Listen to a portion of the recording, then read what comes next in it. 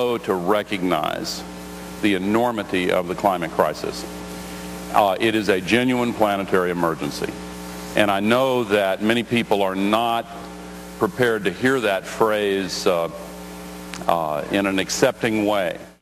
Now, one of the people who was not prepared to hear Mr. Gore in an accepting way was an actual scientist, Bjorn Lomborg, who was in the audience. Now, he challenged Mr. Gore to a debate about the existence of man-made global warming. As you might imagine, the vanquished vice president doesn't really like debates. According to the Wall Street Journal, Mr. Gore said it's, quote, well, kind of silly to keep debating the science.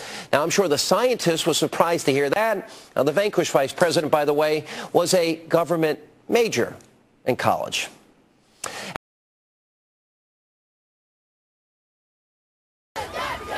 Well, you'd be hard-pressed to find a climate scientist or a physicist who agrees with that.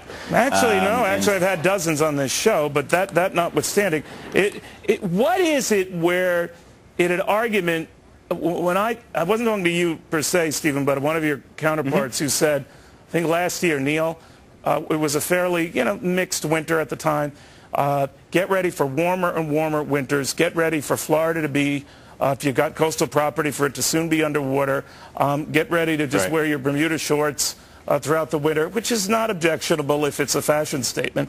But my point is that didn't happen. There was a lot of shoveling going on, and people from Mississippi to Alabama to Georgia all the way up to Maine are probably seeing this global warming protest and saying, what?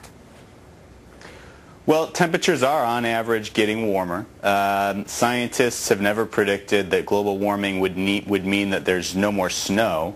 Well, wait a minute. This winter, at this point, is 1.7 degrees cooler than the last winter at this time. I don't know how to calculate that, but that's the latest info I have. On average, worldwide temperatures are increasing.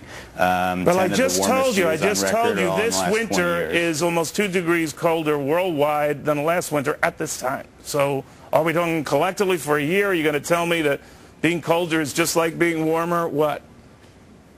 Well, I don't think scientists would say that particular data point that you're singling out from all the broader temperature trends worldwide accurately leads to a conclusion that global warming doesn't exist. But Steve, that's my problem. With the global warming argument, you're pushing companies and commitment of government monies to address a crisis that might not be the crisis you say it is. And if we're wrong on this, we have spent mightily and committed a lot of resources that are precious and few to something that might be nothing more than passing climate change, and not to the degree that you say is man-made global warming.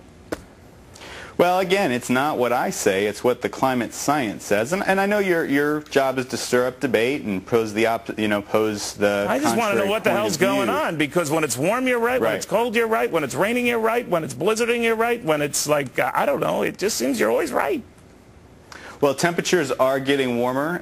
If somebody's telling you that's not true, they're just not looking at the data right. Well, temperatures are, on average, getting warmer. You can't single out one snowstorm and say that doesn't mean global warming is happening. I'm saying for marketing purposes, Steve, wait till it's warm to have this protest. I'm just saying just to sell it on people. But seriously, you're a very interesting guy to have on, Stephen, with Greenpeace. We'll have you back. Thanks for having us again. Thank you. Great. Well, forget about losing money. We're losing Z's because the